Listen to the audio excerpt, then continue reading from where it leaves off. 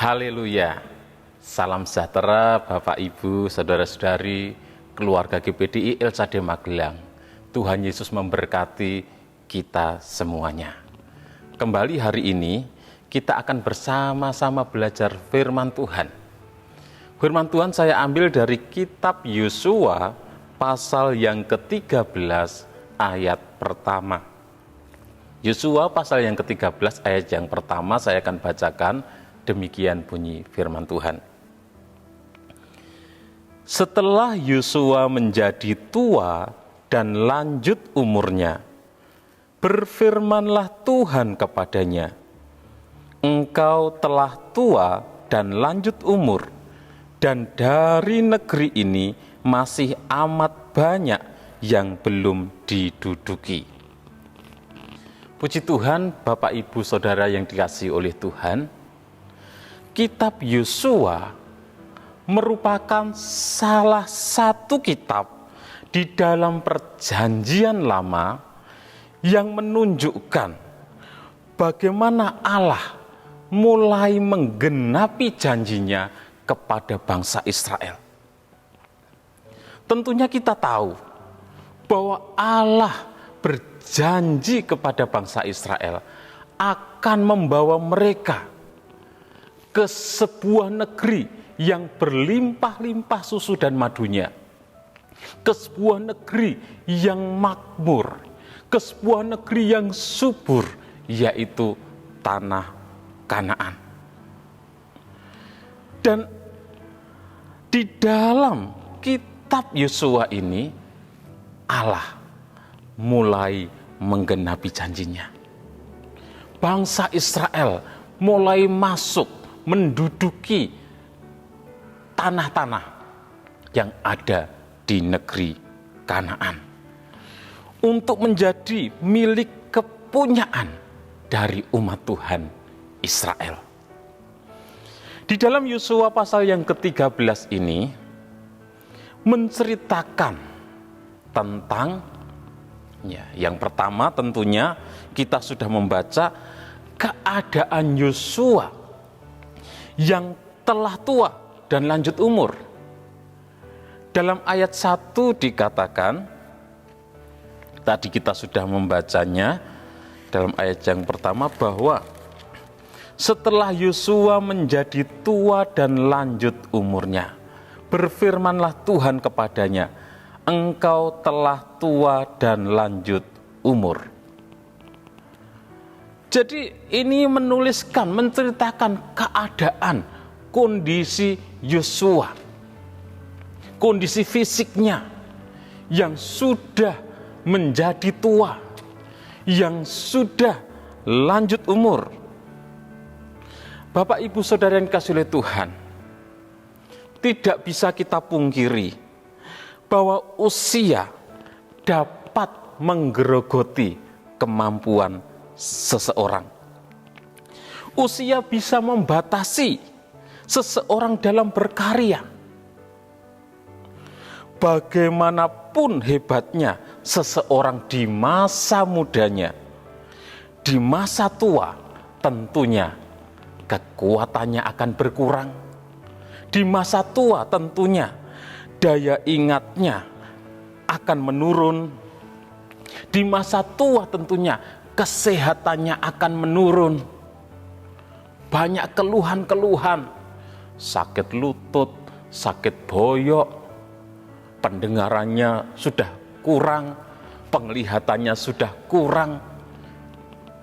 Jadi memang tidak bisa dipungkiri, ini adalah alamiah, di mana seseorang yang sudah menjadi tua, sudah lanjut umur, maka kondisi tubuh jasmaninya akan semakin merosot. Di dalam 2 Korintus pasal 4 ayat 16 dikatakan bahwa manusia lahiriah ini akan semakin merosot. Itulah yang terjadi pada setiap manusia, termasuk pada Yosua, di mana dia sudah menjadi tua, sudah lanjut umur. Pada masa mudanya Yosua luar biasa. Kita tahu dia berperang melawan bangsa Amalek, memimpin pasukan Israel ketika Musa, Harun dan Hur naik ke sebuah gunung untuk berdoa. Yosua yang memimpin. Jadi di masa mudanya Yosua begitu luar biasa. Dan di masa tua tentunya semua kondisi fisiknya akan menurun. Kalau kita melihat ada banyak olahragawan, baik petinju, juara-juara dunia, di masa mudanya dia begitu berjaya. Tetapi sudah memasuki usia 40 ke atas, kekuatannya semakin menurun. Dia akan dikalahkan oleh petinju-petinju yang lebih muda, umur 20-an, 30-an. Begitu juga pemain sepak bola, dia akan tampil begitu luar biasa di usia 20-an. Ketika usianya sudah 35 ke atas, bahkan 40 tahun, dia sudah kekuatannya menurun. Yang masa mudanya begitu hebat, tetapi dengan faktor usia akan mempengaruhi kekuatannya, akan mempengaruhi kesehatannya, dan lain sebagainya. Bapak Ibu Saudara yang dikasihi oleh Tuhan, yang menjadi pelajaran bagi kita, mari selama kita masih kuat, selama kita masih sehat, selama kita masih diberikan kemampuan yang maksimal, selama kita masih muda, gunakan hidup kita untuk melayani Tuhan dan melayani sesama. Gunakan hidup kita untuk memuliakan Tuhan. Sama seperti Yosua mengikut Tuhan, melayani Tuhan sejak dia muda. Jadi selama kita masih muda, selama kita masih kuat, gunakan hidup kita untuk memuliakan Tuhan. Bagi Bapak Ibu Saudara yang sudah usia lanjut, tentunya kesehatan sudah menurun, kekuatan sudah menurun, tetapi biarlah kita tetap menggunakan kehidupan kita untuk melayani Tuhan semaksimal mungkin, semampu kita. Firman Tuhan katakan bahwa sekalipun tubuh jasmani kita semakin merosot, tetapi biarlah kerohanian kita, batiniah kita, iman kita selalu diperbaharui dari sehari ke sehari. Bagi kita umat-umat Tuhan, baik kita yang masih muda, kita yang sudah lanjut usia, mari gunakan hidup kita untuk melayani Tuhan, untuk memuliakan Tuhan. Itu yang Tuhan kehendaki bagi kita.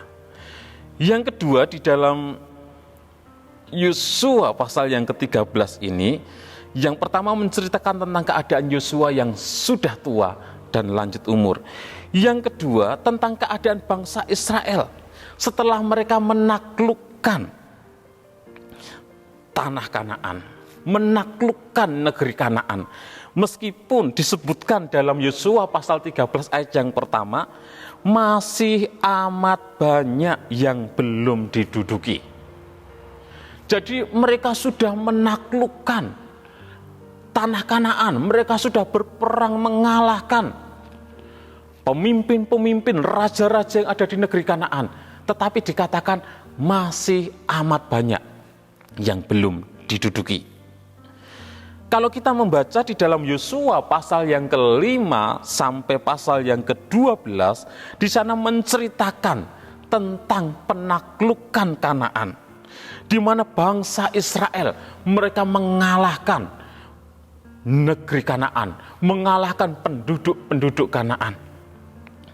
Dan di dalam Yosua 12 ayat 9 sampai 24, di sana dituliskan daftar dari raja-raja yang dikalahkan oleh bangsa Israel. Ada 31 raja, 31 pemimpin dari negeri Kanaan yang sudah dikalahkan, ditaklukkan oleh umat Tuhan Israel. Dalam Yosua pasal yang ke-13 ayat 6 dan ayat 7, Tuhan memerintahkan kepada Yosua agar membagikan tanah Kanaan kepada suku-suku bangsa Israel. Dengan pembagian tanah Kanaan kepada suku-suku Israel, ini menunjukkan bahwa Allah menggenapi janjinya, di mana Allah dulu berjanji akan memberikan tanah Kanaan, tanah yang berlimpah susu dan madu kepada bangsa Israel. Dan Allah menggenapi janjinya. Kisah ini memberikan satu gambaran yang jelas bahwa Allah setia kepada janjinya. Allah tidak pernah sekalipun melupakan, melalaikan, mengabaikan janjinya. Allah pasti menggenapi janjinya. Meskipun dalam perjalanan umat Tuhan Israel beberapa kali menunjukkan ketidaksetiaannya kepada Tuhan, tetapi Tuhan tetap setia kepada janjinya. Tuhan menggenapi, membawa mereka masuk, menduduki, memiliki negeri Kanaan. Allah kita Allah yang setia, menggenapi setiap janjinya. Oleh sebab itu kita harus tetap berharap dan terus berharap kepada Tuhan. Meskipun kita belum melihat jawaban doa yang Tuhan nyatakan dalam kehidupan kita, namun tetaplah percaya bahwa jikalau Tuhan berkenan, jikalau Tuhan menghendaki, maka tidak ada satupun yang dapat membatalkan.